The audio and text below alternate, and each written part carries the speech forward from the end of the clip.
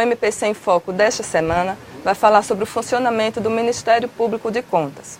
Nosso convidado é o subprocurador-geral Gustavo Henrique Albuquerque Santos, titular da 4ª Procuradoria de Contas. Obrigada pela presença, doutor Gustavo. Seja muito bem-vindo ao nosso programa. É sempre bom falar sobre as atribuições e competências do Ministério Público de Contas de Alagoas. Doutor Gustavo, conta para os nossos telespectadores como funciona o Ministério Público de Contas. Bom, o Ministério Público de Contas ele tem uma competência que, na grande medida, coincide com a própria competência do Tribunal de Contas do Estado de Alagoas. Ou seja, onde o Tribunal de Contas atua, seja julgando contas, seja exarando parecer prévios, o Ministério Público de Contas opina sobre essas matérias. E quais as competências do Ministério Público de Contas? Bom, como eu asseverei anteriormente, a competência se confunde com a própria do tribunal, mas temos paralelamente uma competência de iniciar procedimentos próprios, investigatórios, que poderão ensejar uma atuação dentro do Tribunal de Contas ou em outro órgão de controle. Além de exercer o papel fiscalizador junto ao Tribunal de Contas, o MPC ainda tem a iniciativa de promover ações para preservar e restaurar a moralidade da gestão pública, cuidando para que esses gestores não cometam irregularidades na aplicação do dinheiro público, não é isso mesmo? É verdade. Temos, por atribuição também constitucional e legal, essa função de presidir inquéritos administrativos para apurar eventual desvio de conduta dos agentes públicos e propor medidas que assegurem o interesse público ao Tribunal de Contas do Estado de Alagoas, a outros órgãos de controle como o TCU, o MP estadual, o Ministério Público Federal também. Além de atuar nos processos já em curso no Tribunal de Contas, o Ministério Público de Contas age como autor de ações? Podemos agir propondo ações no âmbito do Tribunal de Contas. Podemos propor representações, podemos propor auditorias para que o tribunal fiscalize o município em loco, envie uma equipe de técnicos para apurar o eventual desvio. Podemos propor medidas cautelares com vistas a resguardar o interesse público, como, por exemplo, numa licitação viciada, o Ministério Público pode propor uma ação e uma cautelar que o tribunal determine a suspensão desse procedimento até a apuração de algum ilícito que seja verificado.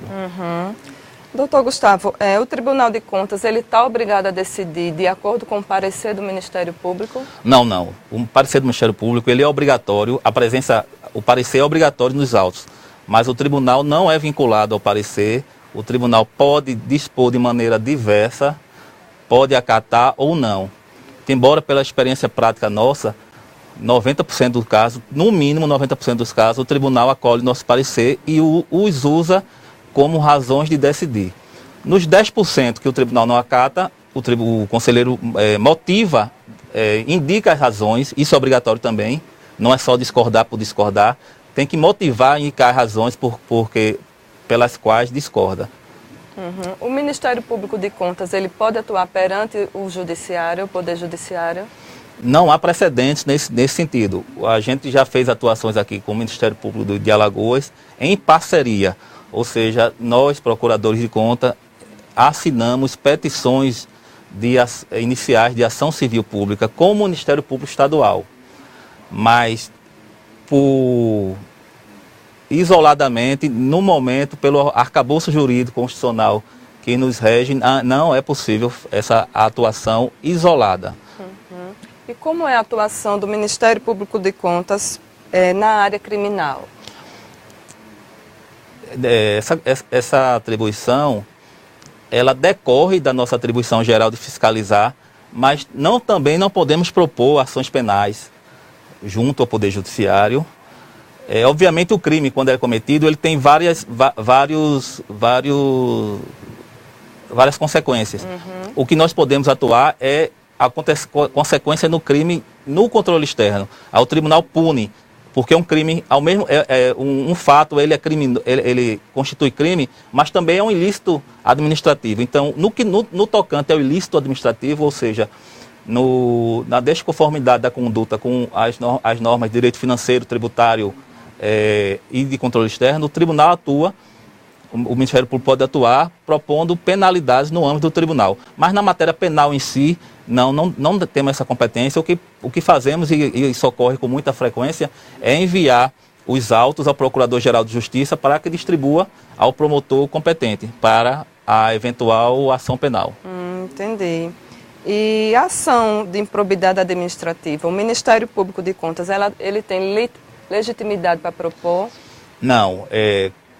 No momento atual do nosso ordenamento, não há e também não há precedentes de uma atuação única e exclusiva de uma ação civil pública por parte do Ministério Público de Contas.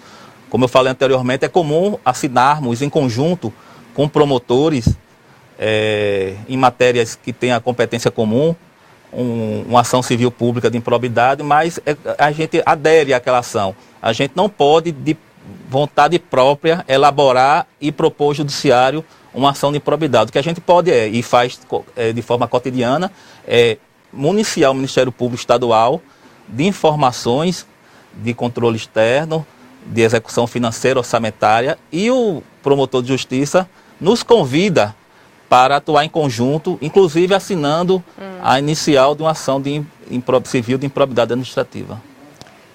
Qual é a relação entre o procurador do Ministério Público de Contas e o conselheiro do Tribunal de Contas? Existe alguma hierarquia? Não há hierarquia entre o Ministério Público, o conselheiro e o advogado, por exemplo. Então, essa pergunta é muito boa porque tivemos agora há pouco, o governador escolheu o Dr. Rodrigo para compor o pleno do tribunal, uma conquista para o controle externo do Estado de Alagoas, muito boa, muito boa. Mas Dr. Rodrigo estava aqui, ele veio para cá. Ele não ficou acima, ele está no mesmo patamar e só apenas mudou de atribuição, entendeu?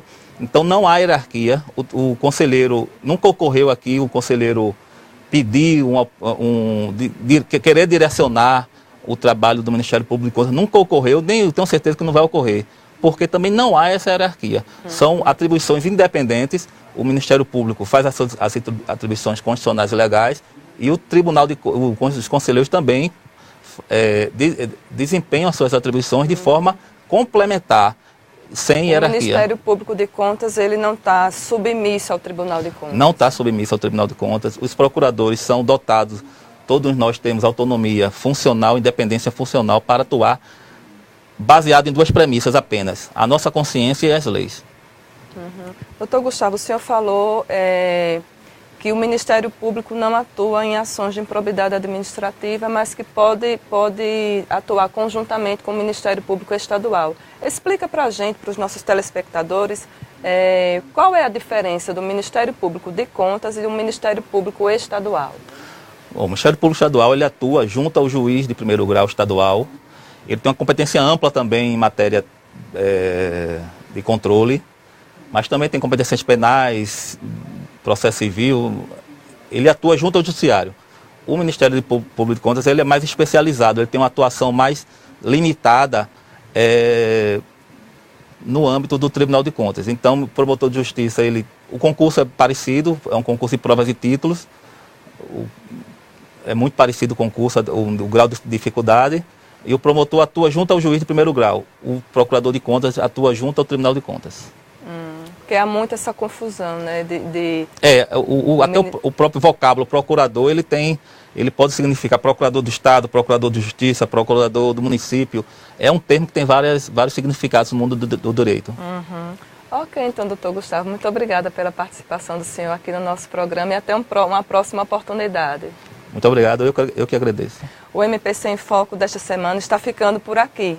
Acompanhe o Ministério Público de Contas também pela internet, através do nosso site www.mpc.al.gov.br ou nas nossas redes sociais, no Facebook, no Twitter e no Instagram. Até um próximo programa.